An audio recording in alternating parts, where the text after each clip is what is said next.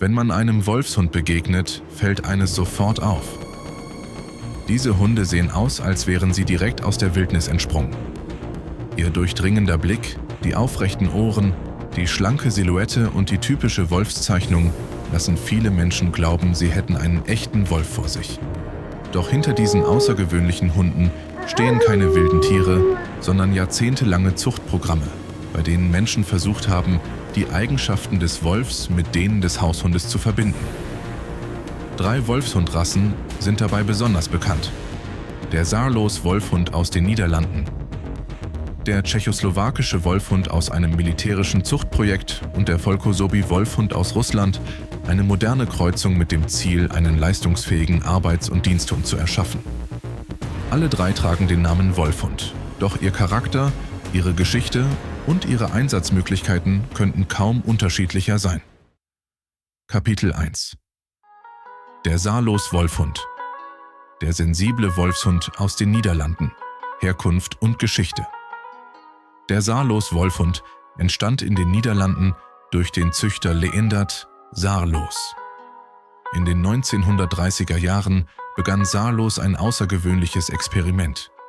Er wollte einen Hund erschaffen, der die natürlichen Eigenschaften des Wolfs mit der Intelligenz und Lernfähigkeit des deutschen Schäferhundes verbindet. Dafür kreuzte er einen männlichen deutschen Schäferhund mit einer europäischen Wölfin.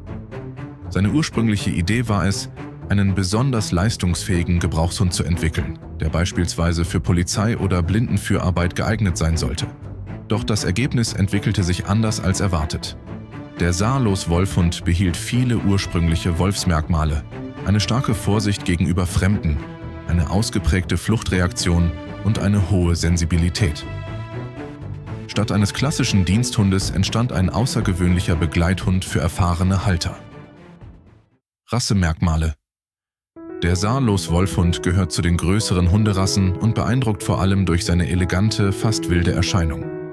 Rüden erreichen in der Regel eine Schulterhöhe von etwa 65 bis 75 cm und wiegen ungefähr zwischen 36 und 45 Kilogramm. Hündinnen sind etwas kleiner und erreichen meist eine Größe von etwa 60 bis 70 cm bei einem Gewicht von rund 30 bis 40 Kilogramm.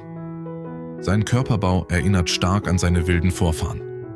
Der Saarloos-Wolfhund besitzt einen langen und kräftigen Körper, auffallend lange Beine, einen schmalen Kopf und die typischen mandelförmigen Augen, die ihm den charakteristischen Wolfsblick verleihen. Sein dichtes Fell mit der häufig vorkommenden Wolfszeichnung schützt ihn vor unterschiedlichen Wetterbedingungen und unterstreicht seine ursprüngliche Erscheinung. Besonders beeindruckend ist seine außergewöhnliche Ausdauer.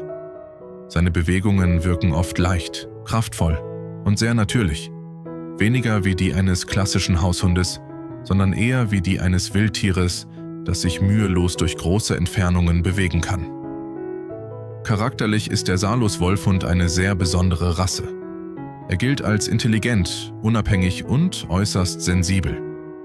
Gegenüber seiner eigenen Familie entwickelt er häufig eine enge Bindung und zeigt sich sehr anhänglich. Fremden Menschen begegnet er dagegen oft zurückhaltend und vorsichtig.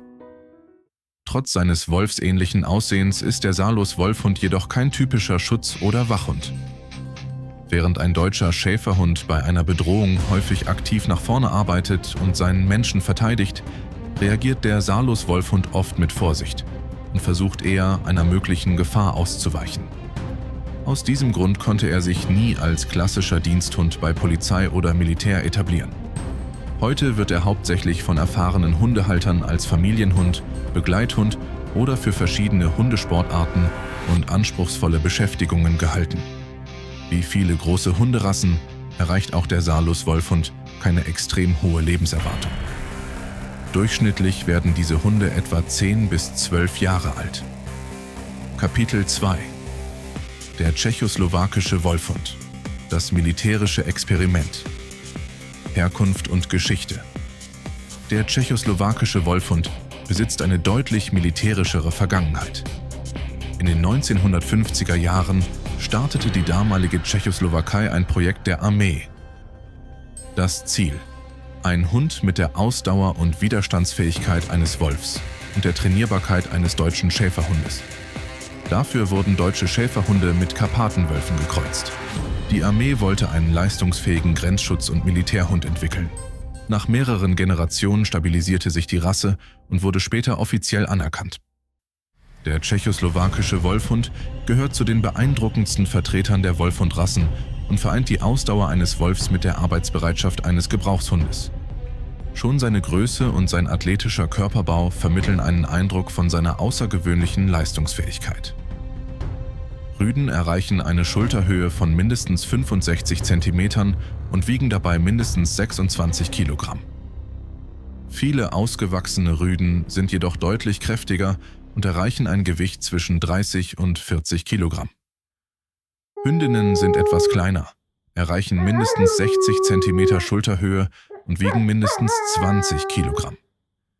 Auch hier liegen viele Tiere mit einem Gewicht von etwa 25 bis 35 Kilogramm über dem Mindeststandard. Was diese Rasse besonders macht, ist jedoch nicht allein ihre Größe, sondern vor allem ihre körperliche Leistungsfähigkeit. Der tschechoslowakische Wolfhund wurde für Ausdauer und Belastbarkeit geschaffen.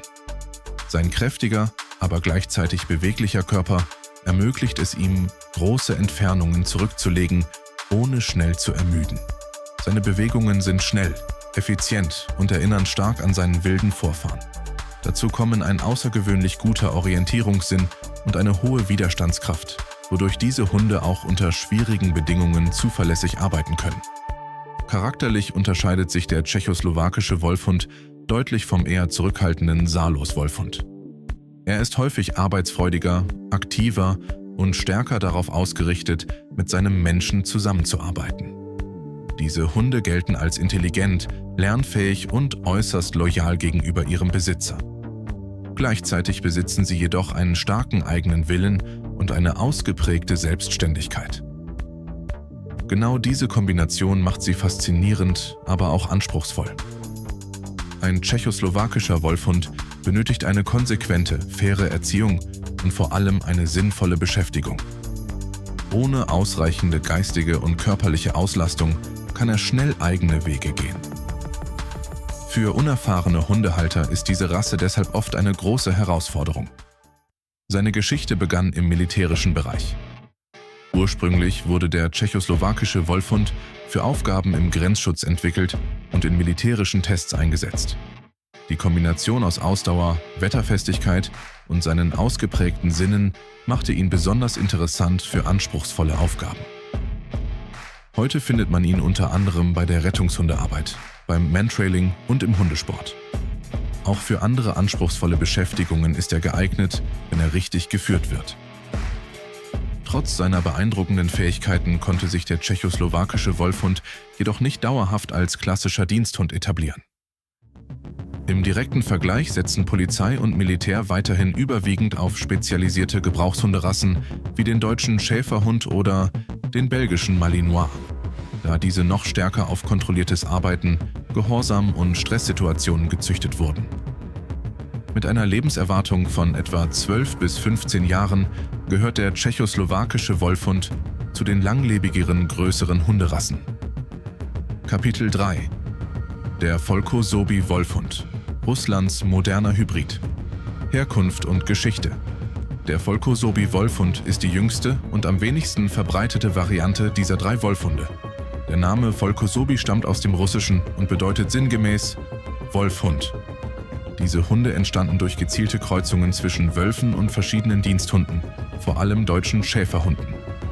Das Ziel war nicht ein Haustier mit Wolfsoptik, sondern ein leistungsfähiger Arbeits- und Sicherheitshybrid.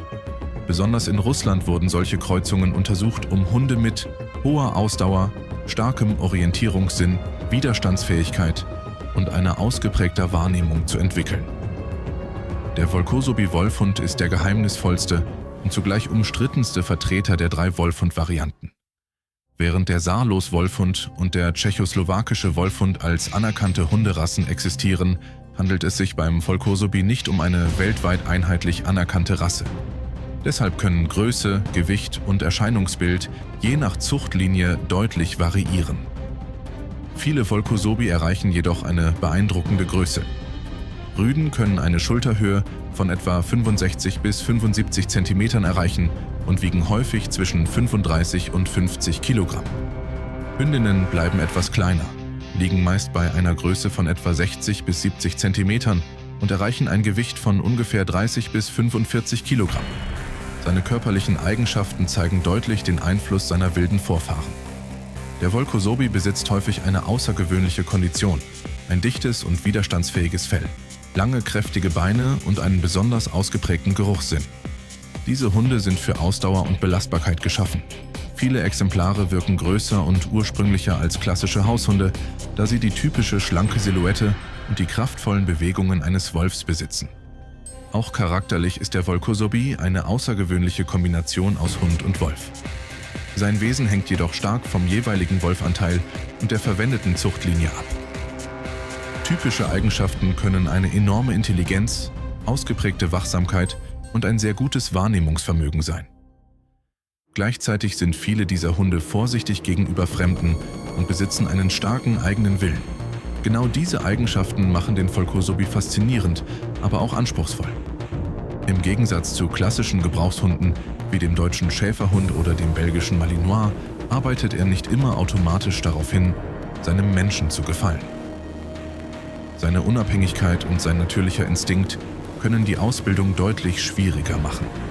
Der Volkosobi wurde vor allem für spezielle Aufgaben entwickelt, bei denen besondere körperliche Fähigkeiten gefragt sind.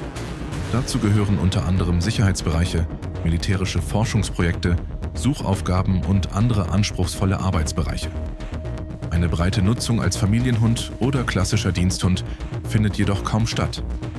Der Grund liegt vor allem in seinem komplexen Wesen und den hohen Anforderungen an Haltung, Training und Führung. Die Lebenserwartung des Volkosobi wird je nach Zuchtlinie auf ungefähr 10 bis 14 Jahre geschätzt. Er bleibt damit eine außergewöhnliche Erscheinung unter den Wolfhunden, ein leistungsfähiger Hybrid, der die Kraft und Ausdauer des Wolfs mit den Fähigkeiten eines Haushundes verbinden soll, aber gleichzeitig zeigt, wie schwierig die perfekte Balance zwischen Wildtier und Arbeitshund sein kann. Kapitel 4 – Der große Vergleich. Welcher Wolfhund ist wirklich der stärkste? 3 Wolfhunde, 3 unterschiedliche Zuchtziele und 3 völlig verschiedene Charaktere. Doch welcher dieser außergewöhnlichen Hunde ist der größte, ausdauerndste oder leistungsfähigste? Ein direkter Vergleich zeigt, es gibt nicht den einen perfekten Wolfhund. Jede dieser Rassen besitzt ihre eigenen besonderen Stärken. Beginnen wir mit der Größe. Beim Blick auf die Schulterhöhe liegen alle 3 Vertreter erstaunlich nah beieinander. Der Saarlos-Wolfhund gehört mit einer Größe von bis zu etwa 75 cm zu den größten dieser Gruppe. Auch der Volkosobi kann ähnliche Maße erreichen und kommt ebenfalls auf eine Schulterhöhe von ungefähr 75 cm. Der tschechoslowakische Wolfhund bleibt mit bis zu etwa 70 cm etwas kleiner, wirkt durch seinen athletischen Körperbau jedoch keineswegs weniger beeindruckend. Bei der reinen Körpergröße gibt es deshalb keinen klaren Sieger. Alle 3 Wolfhunde gehören zu den großen und eindrucksvollen Hunderassen. Doch Größe allein entscheidet nicht über die Leistungsfähigkeit. Besonders interessant wird der Vergleich bei der Ausdauer. Hier zeigt der tschechoslowakische Wolfhund seine größte Stärke.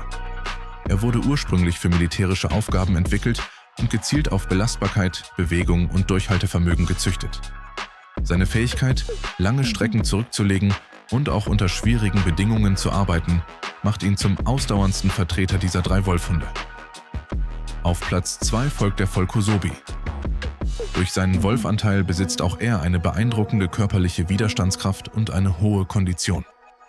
Der Saarlos-Wolfhund verfügt ebenfalls über eine außergewöhnliche Ausdauer, wurde jedoch weniger für intensive Arbeitsaufgaben entwickelt und setzt seine Energie häufig anders ein. Beim Thema Familienhund verändert sich das Bild. Hier steht der Saarlos-Wolfhund an erster Stelle. Trotz seiner ursprünglichen Erscheinung kann er bei erfahrenen Haltern eine sehr enge Bindung zu seiner Familie entwickeln. Seine sensible und loyale Art macht ihn zu einem besonderen Begleiter, auch wenn er keinesfalls ein einfacher Anfängerhund ist. Der tschechoslowakische Wolfhund folgt auf Platz 2. Er ist sehr loyal und eng mit seinem Besitzer verbunden, benötigt aber deutlich mehr Beschäftigung und eine konsequente Führung.